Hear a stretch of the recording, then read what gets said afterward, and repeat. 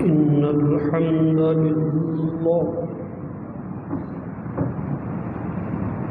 الحمد لله نحمده ونستعينه ونستغفره ونعوذ بالله من شرور أنفسنا ومن سيئات أعمالنا من يهده الله فلا مضل له ومن يضلل فلا هادي له وأشهد أن لا إله إلا الله وحده لا شريك له وأشهد أن محمدًا عبده ورسوله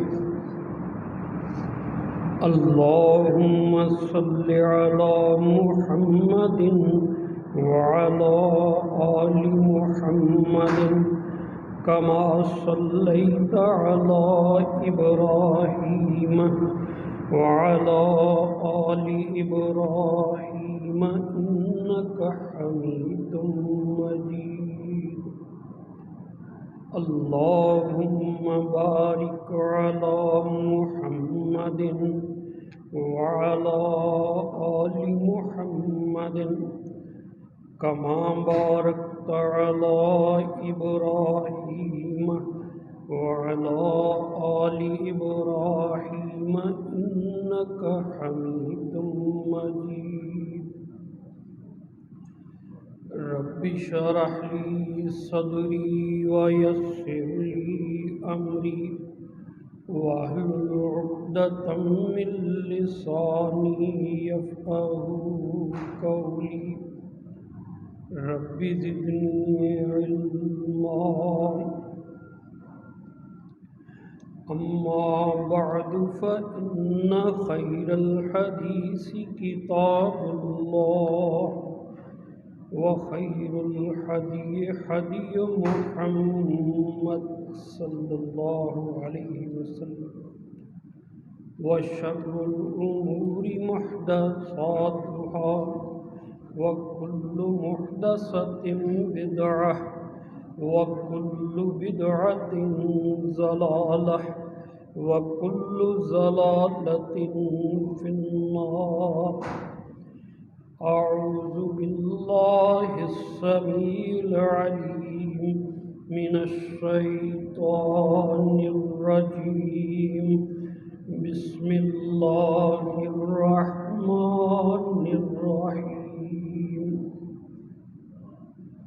وقضى ربك ألا تعبدوا إلا إياه وبالوالدين إحسانا إما يبلغن عندك الكبر أحدهما أو كلاهما فلا تقل لهما أف ولا تنهرهما وقل لهما قولا كريما واخفض لهما جناح الذل من الرحمة وقل رب ارحمهما كما ربياني صغيرا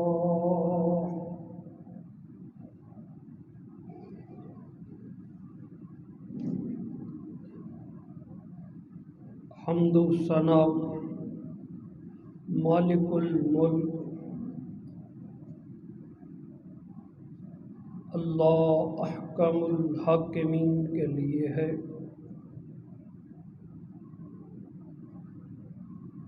سید ولد بنی آدم سید الثقلین محمد الرسول اللہ صلی اللہ علیہ وآلہ وسلم پر بے شمار درود و سلام ہوں۔ اللہ ان کا مقام محمود پر فائز فرمائے۔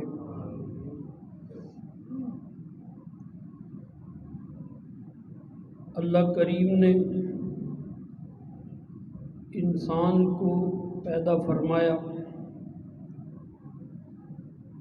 اس کو زمین پر آباد فرمایا، اس کو بڑے رشتوں میں پرو دیا،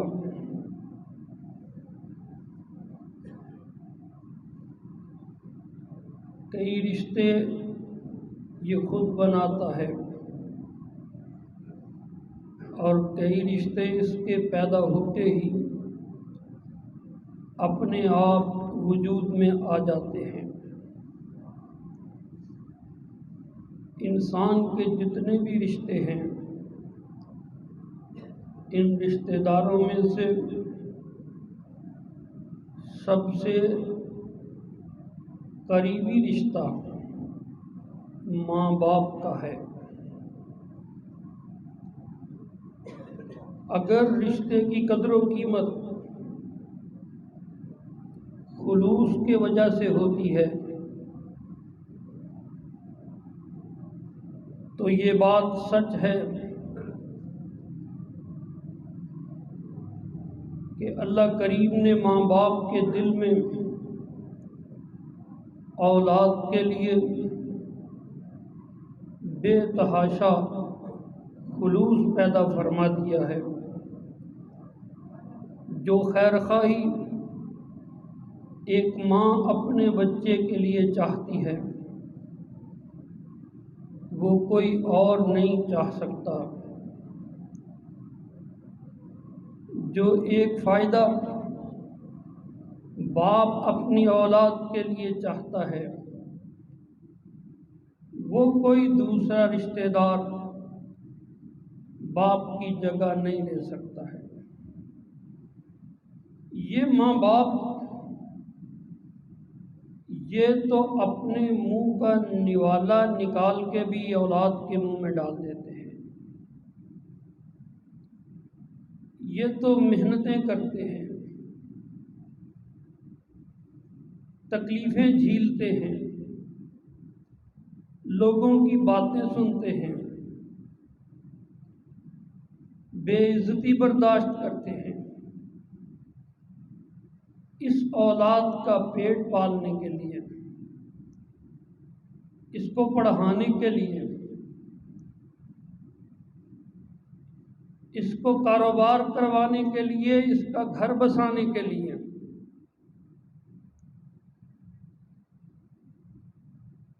اور بسا اوقات تو قربانی حد سے گزر جاتی ہے۔ ماں باپ اپنا علاج نہیں کرواتے، اپنی دوا دارو کے پیسے بھی بچوں کی فیسوں کے لیے خرچ کر دیتے ہیں۔ آپ بھوکے رہ کے بھی اپنی اولاد کو اس کی خواہشات کو پورا کرتے ہیں۔ اللہ احکم الحاکمین نے قرآن مجید میں اپنے حق کے بعد جس حق کا ذکر فرمایا ہے وہ ماں باپ کا حق ہے۔ دنیا کا کوئی مذہب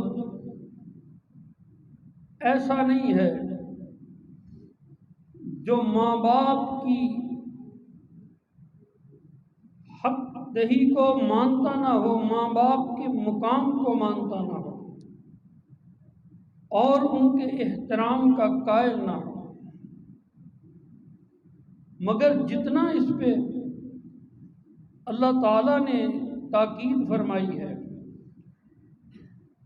کسی اور مذہب میں اس قدر زور سے تاکید کے ساتھ اس کا حکم بیان نہیں کیا گیا ہے۔ قرآن مجید میں اللہ احکام الحاکمین نے اپنے حق کے بعد، اپنی توحید کے بعد ماں باپ کے احترام کا ذکر فرمایا ہے۔ سورہ بنی اسرائیل اور اس کی آیت نمبر 23 اور 24، اللہ اکبر۔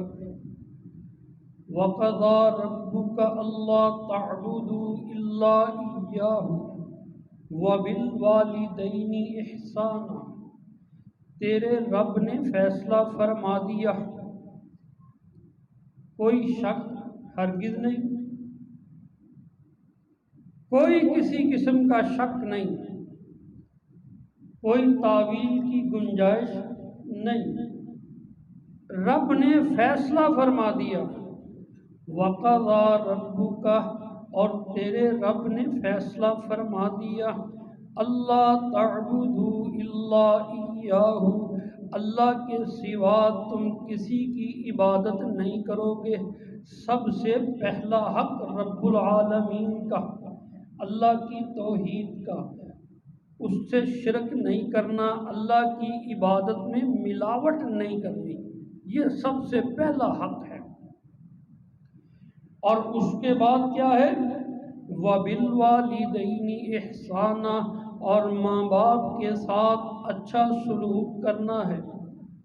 والدین ماں اور باپ، احساناً اچھا سلوک کرنا، اللہ اکبر کبیرہ۔ ایک ہوتا ہے برابر برابر، اس کو عدل کہتے ہیں، پورا پورا عدل کرو اپنی بیویوں کے درمیان، عدل کرو اپنی اولاد کے درمیان، ہر ایک کے ساتھ عدل کرو۔ اور ایک بندہ کوشش کرتا ہے حق سے کچھ زیادہ کرے، کچھ زیادہ، اس کو احسان بولتے ہیں، اپنی کوشش سے کچھ زیادہ کرے، اس کے لیے جذبہ ہونا چاہیے، شوق ہونا چاہیے کہ میں نے حق سے بھی زیادہ کرنا ہے۔ اللہ احکام الحاکمین نے لفظ استعمال فرمائے وَبِالْوَالِدَيْنِ إِحْسَانًا، ماں باپ کے ساتھ احسان کرنا ہے، اپنی شوق، اپنی کوشش اور اپنے جذبے کے ساتھ ان کی خدمت کرنی ہے۔ احسان کا لفظ ہمیں رہنمائی دیتا ہے کہ ماں باپ کی خدمت کے لیے جوش، جذبہ، احترام اور قربانی کا احساس انسان کے اندر ہونا چاہیے۔ اللہ اکبر۔ بندہ، ماں باپ اس کے لاڈ اٹھاتے ہیں، ایک وقت آتا ہے یہ گودیوں میں کھیلتا ہے، یہ کندھے پہ چڑھ کے باپ کے سفر کرتا ہے، یہ ماں کی گود میں چھپتا ہے۔ جوں جوں بڑا ہوتا جاتا ہے اس کو شعور آتا ہے، بدتمیزیاں بھی کرتا ہے نا، لیکن جب اس کے بازو مضبوط ہو جاتے ہیں، جب یہ جوانی کی سرحد کو چھو لیتا ہے، اور خاص طور پر جب اس کے اپنے بچے ہو جاتے ہیں، اس کو بھی پتہ چلتا ہے کہ باپ بننا کتنا مشکل کام ہے، ماں بننا کتنا مشکل کام ہے، اولاد کو پالنے کے لیے کیا کیا احساس انسان کے اندر ہوتا ہے۔ تب اللہ فرماتے ہیں او بندہ خدا، تو بھی اپنے بچپن کو یاد کر، تو بھی دیکھ، تیرا باپ اس نے بھی تجھ کو اس طرح ہی پالا ہوگا، تیری ماں اس نے بھی تجھ کو اس طرح ہی محبتوں سے پالا ہوگا، اپنی چاہتیں تجھ پہ اس طرح ہی نچھاور کی ہوں گی۔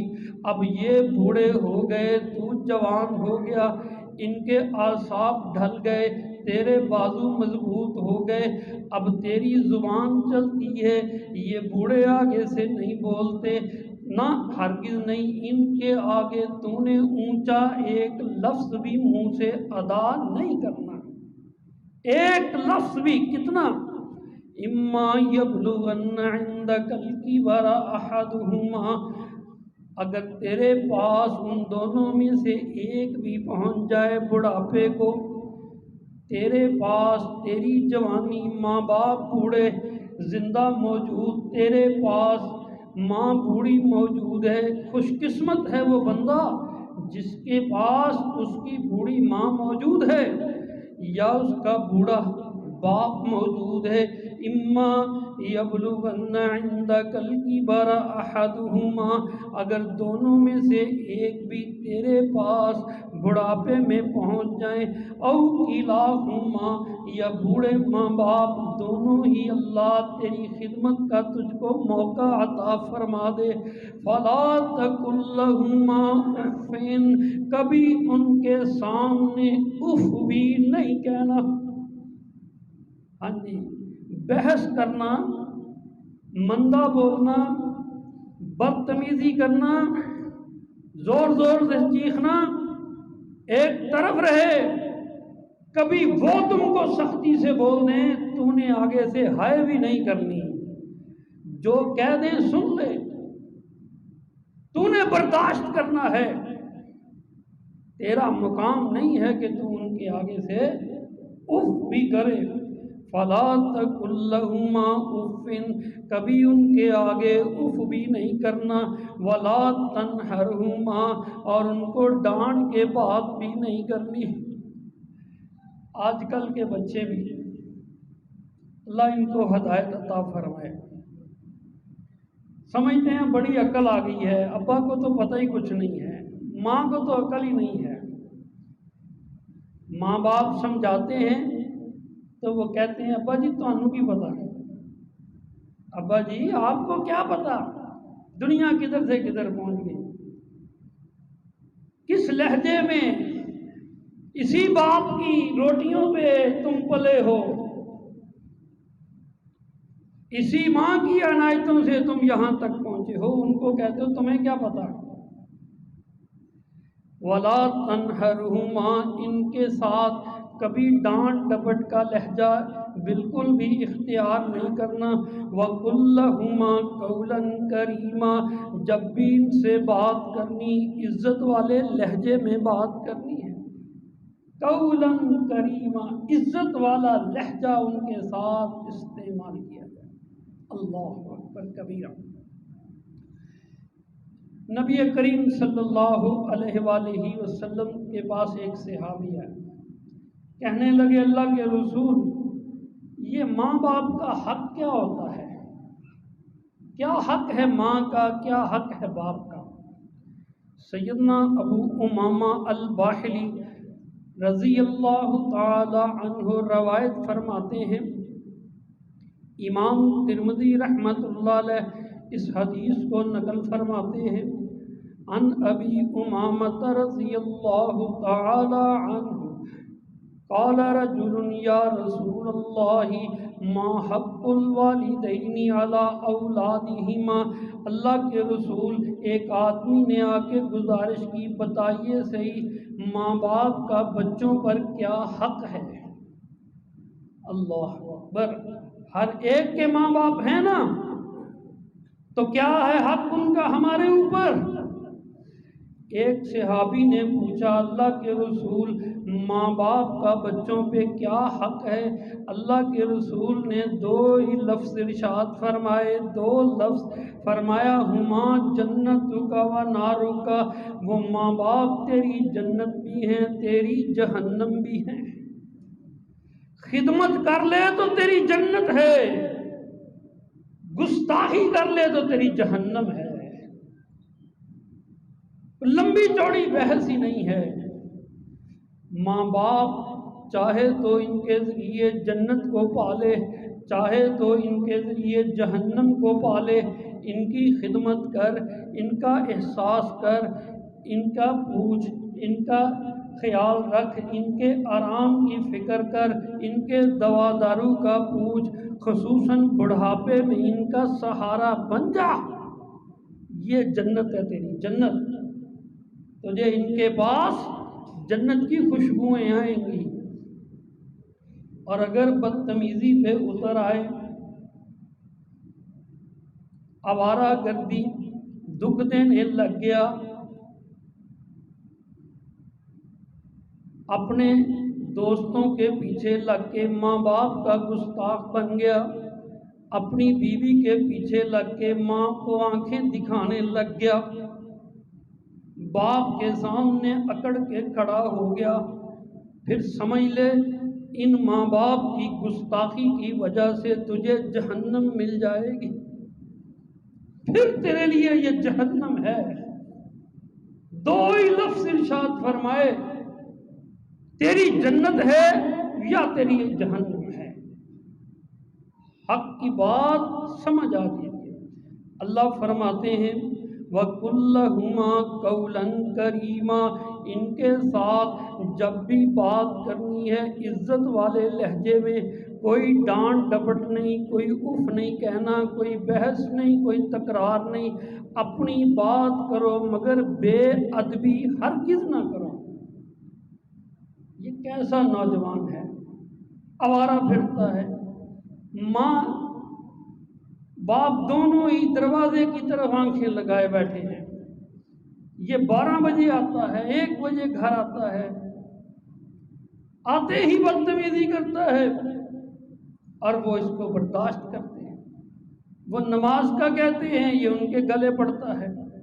وہ کام کا کہتے ہیں، ان کے گلے پڑتا ہے۔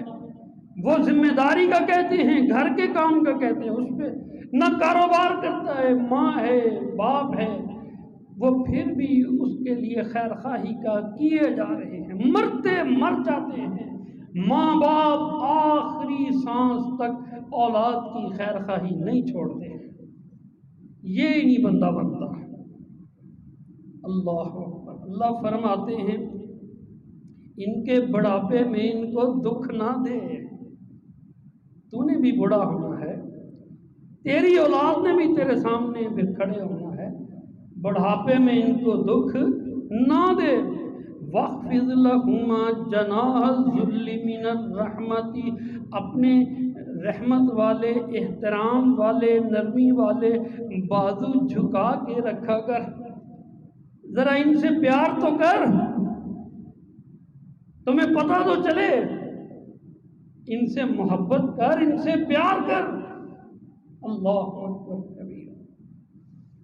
رسول اللہ صلی اللہ علیہ وآلہ وسلم نے فرمایا، صحیح بخاری میں یہ حدیث موجود ہے، سیدنا ابو ہریرہ رضی اللہ تعالی عنہ اس حدیث کے راوی، اللہ اکبر، اللہ سیدنا ابو ہریرہ کا مقام بلند فرمائے، اللہ ان کو جنت میں اعلیٰ مقام عطا فرمائے۔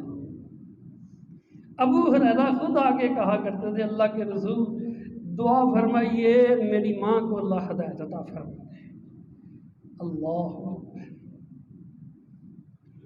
اللہ کے رسول دل وہ ابھی تک اسلام اس نے قبول نہیں کیا، اور میں آپ کا ادھر طالب علم، حدیثیں پڑھتا ہوں، آپ کے سنتا ہوں، دین کی اللہ نے سمجھ دی ہے، ماں کو سمجھاتا ہوں، دعا فرمائیے اللہ اس کو بھی ہدایت عطا فرما دے۔ اللہ کے نبی نے دعا فرمائی اور ابو ہریرہ گھر گئے، اور ماں جو ہے وہ نہا دھو کے بیٹھی ہے، اور اللہ نے اس کو ہدایت عطا فرما دی ہے، نبی کی دعا قبول ہو گئی ہے، ابو ہریرہ کی ماں نے کلمہ پڑھ لیا۔ یہ ابو ہریرہ حدیث بیان فرماتے ہیں، عن ابی ہریرہ رضی اللہ تعالی عنہ قال قال رسول اللہ صلی اللہ علیہ وآلہ وسلم رغم انفہ، اللہ کے رسول صلی اللہ علیہ وسلم نے فرمایا اس بندے کی ناک مٹی میں مل جائے۔ ناک مٹی میں ملنے کا کیا مطلب ہوتا ہے؟ وہ ذلیل ہو جائے، وہ ناکام ہو جائے۔ 3 دفعہ فرمایا راغم انفہ، اس کی ناک مٹی میں مل جائے۔ صحابہ نے عرض کی اللہ کے رسول کون بندہ وہ جس کے لیے آپ رحمت للعالمین 3 دفعہ فرما رہے ہیں اس کی ناک مٹی میں مل جائے؟ کس کے بارے میں کہہ رہے ہیں؟ رسول اللہ صلی اللہ علیہ وسلم نے فرمایا من ادرک والدیہ کلاہما او احدہما عند الکبر ولم يدخل الجنہ، جس نے اپنے ماں باپ دونوں کو یا ان میں سے ایک کو بڑھاپے میں پایا پھر خدمت کر کے جنت نہ حاصل کر سکا، اس کی ناک مٹی میں مل جائے۔ اللہ اکبر! قسمت والے ہیں جن کو بوڑھے ماں باپ کی خدمت کرنے کا موقع ملتا ہے۔ اور جو ادب والے ہوتے ہیں، جن کو اسماعیل علیہ السلام سے نسبت ہوتی ہے، جن کو تمیز ہے، احترام ہے، ماں باپ ان کے ساتھ ہوتے ہیں تو وہ پوچھتے ہیں لوگ ان سے، ماں تمہارے ساتھ رہتی ہے، ابا تمہارے ساتھ رہتے ہیں؟ تو وہ آگے سے یہ نہیں کہتے کہ ہاں ماں باپ میرے ساتھ رہتے ہیں، بلکہ وہ یہ کہتے ہیں کہ ہاں اللہ کی توفیق سے میں ماں باپ کے ساتھ رہتا ہوں۔ وہ کبھی بھی بڑا بول نہیں بولتے، وہ کہتے ہیں میں ماں باپ کے ساتھ رہتا ہوں۔ جس کو اللہ تعالیٰ جنت عطا فرما دے، وہ بندہ جس کو بڑھاپے میں ماں باپ کی خدمت کا موقع مل جائے، قسمت والے ہیں۔ اللہ اکبر! شاید ہمیں محسوس ہی نہیں ہوتا کہ یہ کتنی بڑی نعمت ہے، بعد میں پچھتائے، بعد میں روئے، کیا فائدہ ہے؟ اللہ اکبر! آپ اپنے دائیں بائیں دیکھیے، اپنی برادری میں، اپنے محلے میں، اپنی گلی میں کئی لوگ آپ کو نظر آئیں گے جن کے ماں باپ نہیں ہوں گے، اور کچھ تو بچے بھی ہوں گے جو یتیم ہوں گے۔ ان میں سے کسی کو جا کے پوچھے، تیرا چاچا ہے، ماموں ہے، خالو ہے، تایا ہے؟ سارے ہی ہیں۔ کوئی باپ کی جگہ لے سکا؟ کوئی ابے جیسا پیار نہیں کرتا، کوئی باپ کی طرح نہ پیار کرتا ہے، نہ کوئی باپ کی طرح دعا کرتا ہے، نہ کوئی باپ کی طرح احساس کرتا ہے، نہ کوئی باپ کی طرح فکر مند ہوتا ہے۔ اور شکر کرو اللہ نے جس کو ماں باپ کی دولت دی ہے، وہ شکر کرو کہ اللہ نے اتنی بڑی نعمت دی ہوئی ہے، نہیں تو ان یتیموں سے جا کے پوچھو۔ اللہ اکبر کبیرہ!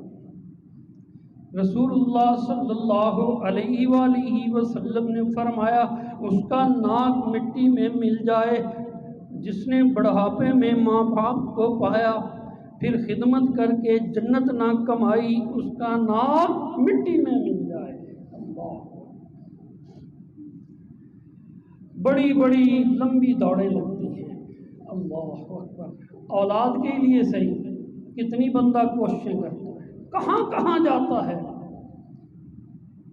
کہاں کہاں کی غلط جگہ پہ بھی جا کے نظر نیاز چڑھا دیتا ہے، ایک بچے کے لیے، ایک اولاد کے لیے۔ پھر فلاں حضرت صاحب کے پاس جاتا ہے دعا کے لیے، مولوی صاحب آپ دعا کر دیجئے، حافظ جی آپ دعا کر دیجئے۔ کوئی شک نہیں ہے، بزرگوں سے دعا کرائیں، علماء سے دعا کرائیں، اجتماعی دعا کرائیں، سب سنت ہے، لیکن میں آپ کو یقین کے ساتھ کہتا ہوں، پورے اعتماد کے ساتھ اللہ کے رسول کے فرمان کی روشنی میں کہتا ہوں کہ جو باپ کی دعا لگتی ہے اس کے مقابلے میں یہ مولانا، یہ حافظ صاحب، یہ قاری صاحب، یہ پیر صاحب، یہ علماء، ان کی دعاؤں سے بہت زیادہ رتبہ باپ کی دعا کا ہے۔ باپ کی دعا کا رتبہ بہت بلند ہے، اللہ نے رکھا۔ اور اگر ماں بھی دعائیں کرتی ہے، اس کی ماں کی دعا میں بھی بہت خلوص ہوتا ہے، لیکن شاید آپ کو نہیں پتا، یہ دعا کے معاملے میں باپ کا درجہ ماں سے بھی زیادہ ہے. باپ کی دعا کا درجہ ماں کی دعا سے بھی اللہ نے زیادہ رکھا ہے. اللہ اکبر کبیرہ. امام ترمذی رحمۃ اللہ علیہ نقل فرماتے ہیں صحیح حدیث، رسول اللہ صلی اللہ علیہ وآلہ وسلم نے فرمایا، سن لیجئے بھائی، اللہ کے رسول صلی اللہ علیہ وسلم نے فرمایا، ثلاث دعوات مستجابات لا شک فیہن. اللہ کے رسول صلی اللہ علیہ وسلم نے فرمایا 3 دعائیں ہیں قبول ہوتی ہیں، ان کی قبولیت میں کوئی شک ہی نہیں ہے. 3 لوگوں کی دعا قبول ہوتی ہے اور اس کے قبول ہونے میں کوئی شک نہیں ہے. لا شک فیہن. دعوت المظلوم، پہلا بندہ جو مظلوم، اللہ مظلوم کی دعا کو قبول فرماتے ہیں. اللہ کریم عرش کے اوپر اس کی دعا کو قبول فرماتے ہیں. کسی پہ ظلم نہ کریں، کسی کی حق تلفی نہ کریں، وگرنہ اس نے رب العالمین کے حضور شکایت لگا دی تو رب مظلوم کا ساتھی ہے، اس کی دعا قبول ہوتی ہے. وَدَعْوَةُ الْمُسَافِرِ، اور اس مسافر کی دعا اللہ قبول فرماتے ہیں جو اللہ کے راستے میں نکلا ہو. کیسے کم وقت لوگ ہیں، سفر کرتے ہیں جی، سفر نہیں کٹتا. گاڑی میں کوئی فلم لگا لی،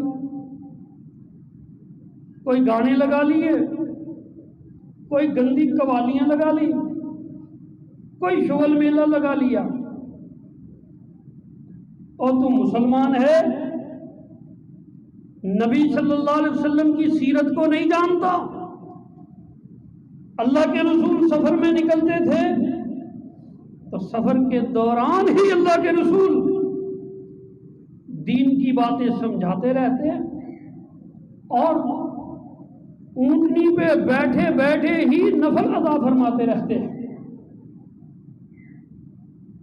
یہ دعاؤں کی قبولیت کا وقت ہے جو تو فلمیں دیکھ کے گزار رہا ہے، جو تو گانے سن کے اپنا وقت ضائع کر رہا ہے. اللہ کے رسول نے فرمایا مسافر کی دعا اللہ قبول فرماتے ہیں. یہ دعاؤں کا ذکر اذکار کا موقع ہوتا ہے. اللہ سمجھ عطا فرمائے. پہلا بندہ مظلوم، اس کی دعا قبول ہوتی، اور دوسرا بندہ مسافر، اللہ کے راستے کا مسافر، اللہ اس کی دعا قبول فرماتے ہیں. اور تیسرا بندہ فرمایا دعوت الوالد علی ولدہ، جب ایک باپ اپنی اولاد کے لیے ہاتھ اٹھاتا ہے اللہ قبول فرما لیتے ہیں. اللہ اکبر.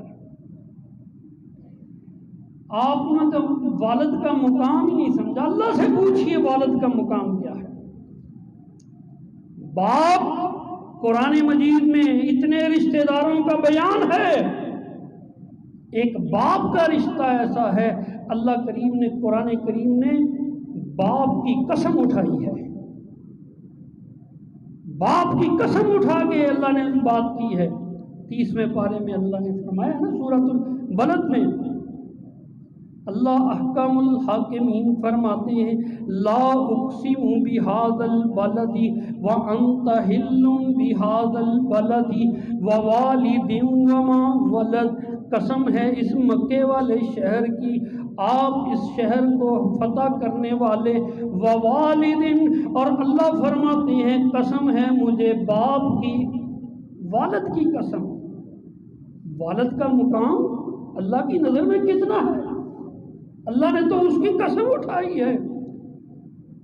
اور نبی کریم صلی اللہ علیہ وسلم نے فرمایا وَدَعْوَةُ الْوَالِدِ عَلَى وَلَدِهِ، جب ایک باپ اپنی اولاد کے لیے دعا کرتا ہے اللہ اس کی دعا کو مسترد نہیں فرماتے ہیں، وہ قبول ہوتی ہے. نیا نیا کمانے لگا، دکان پہ جانے لگا، نوکری شروع کی، نئی نئی کمائی، نئے نئے نوٹ دیکھے، اپنے آپ کو 30 مار خاں سمجھ بیٹھا، اب ابے کے سامنے اکڑتا ہے، زبان چلاتا ہے، اور ساری عمر تو اس نے تجھ کو کھلایا ہے، اب اس کے سامنے ہی اپنی اکڑ دکھانے لگ گئے ہو۔ اللہ تعالیٰ محفوظ تھا۔ اللہ کے رسول صلی اللہ علیہ وسلم کے پاس ایک بچہ آیا، نوجوان آیا، اپنے ابا جی کی شکایت لگانے کہ میں جو کماتا ہوں والد صاحب جتنا مرضی لے جاتے ہیں، کوئی حساب کتاب نہیں۔ اللہ کے رسول نے اس کو کیا فرمایا تھا؟ چل نکل، انت ومالک لابیک۔ یہ رسول کریم کا فیصلہ، تو اور تیرا باپ، تیرا مال، سب کچھ تیرے باپ کا ہے، جیسے چاہے وہ خرچ کر دے، تو بھی میں نہیں بول سکتا۔ سورۃ البقرہ میں اللہ تعالیٰ فرماتے ہیں، آیت نمبر 215، رسول اللہ صلی اللہ علیہ وآلہ وسلم کے پاس کچھ لوگ آئے، کہنے لگے اللہ کے رسول بتائیے یہ مال و دولت اللہ کے راستے میں خرچ کیسے کریں، اس کے خرچ کرنے کا ہمیں طریقہ بتا دو۔ اللہ احکام الحاکمین نے فرمایا طریقہ خرچ کرنے کا بعد میں بتاؤں گا، پہلے میں تم کو یہ بتاتا ہوں خرچ کہاں پہ کرنا ہے، خرچ کرنا کہاں پہ ہے۔ یسألونک ماذا ينفقون قل ما انفقتم من خیر فللوالدین والاقربین والیتامى والمساکین وابن السبیل وما تفعلوا من خیر فإن اللہ یعلمہ۔ او اللہ کے بندو، پوچھتے ہو میرے نبی سے کہاں پہ خرچ کریں؟ ما انفقتم، جو بھی تم خرچ کرنا چاہو، پہلا حق فللوالدین، ان ماں باپ کا ہے، پہلا حق ماں باپ کا ہے۔ یاروں پہ اڑاتے ہو، گھر تو نہیں دیتے، میاں بیوی بال بچے ان کو ترساتے ہو، ماں باپ کو نہیں دیتے، اپنی عیاشیوں پہ لگاتے ہو۔ اللہ نے کہا ہے کہ پہلا حق ماں باپ کا ہے، ان کو دو۔ اللہ اکبر۔ اور کئی ایسے بھی نالائق ہیں، ماں باپ کو دیتے ہیں پھر ان سے حساب مانگتے ہیں۔ وہ بوڑھا اور وہ مائی مر جاتے ہیں اسی وقت جب ان کا بیٹا کہتا ہے ابھی کل ہی تو تمہیں 500 دیا تھا، وہ کدھر گیا، اس کا حساب دو۔ ہائے ہائے ہائے، وہ کہتے ہیں حساب نہیں دے سکتے، تو ہمیں خرچہ نہ دیا کر، ہمیں حساب نہیں دیتے۔ اور ماں باپ کو دو تو ان سے کبھی حساب نہ مانگو، جو حسب توفیق ہے دے دو، باقی ان کو آزادی دو، جہاں پہ چاہے اللہ کے راستے میں دے، کسی مستحق کو دیں، اپنے کسی بچے کو دیں، اپنے لیے خرچ کریں۔ تم کون ہوتے ہو ان سے حساب مانگنے والے؟ اللہ تعالیٰ سمجھ عطا فرمائے۔ سیدنا عبداللہ ابن عمر رضی اللہ تعالیٰ عنہ کی ایک حدیث سنا کے پھر میں آپ کو ایک شبرات کے حوالے سے مسئلہ بتاؤں گا۔ عبداللہ ابن عمر رضی اللہ تعالیٰ عنہ نوجوان ہی تھے۔ جناب عمر رضی اللہ تعالیٰ عنہ نے ان کی جوانی شروع ہی ہوئی تھی تو شادی کر دی۔ عبداللہ ابن عمر رضی اللہ تعالیٰ عنہ کی شادی ہوئی، بڑے خوش ہو گئے، نئی نئی بیوی ملی۔ ابھی چند ہی دن گزرے، جناب عمر رضی اللہ تعالیٰ عنہ اللہ کے رسول کے پاس آ گئے، کہنے لگے عبداللہ میرا کہا نہیں مانتا۔ کیا بولا؟ عبداللہ میرا کہا نہیں مانتا۔ عبداللہ بن عمر کو جانتے ہیں، سارے صحابہ کا فیصلہ ہے کہ نبی کی سنتوں کو عبداللہ بن عمر سے زیادہ جاننے والا کوئی نہیں ہے۔ آپ نے عبداللہ کو بھی بلا لیا، عبداللہ کیا معاملہ ہے، عمر بتاؤ کیا شکایت ہے بیٹے کے خلاف؟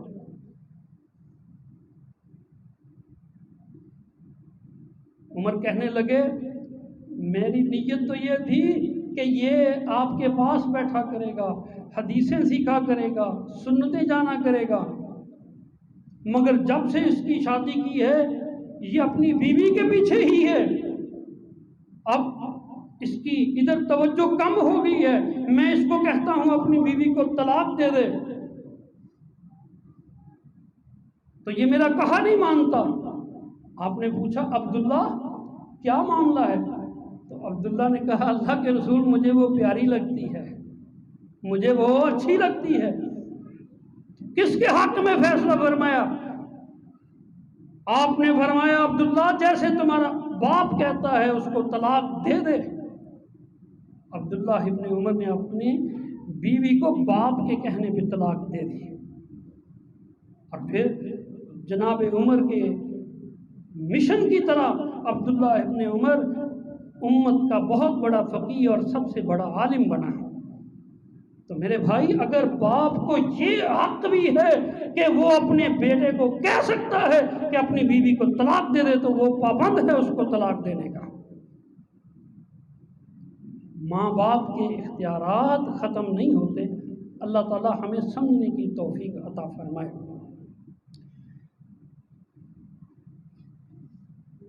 شعبان کا مہینہ ہے،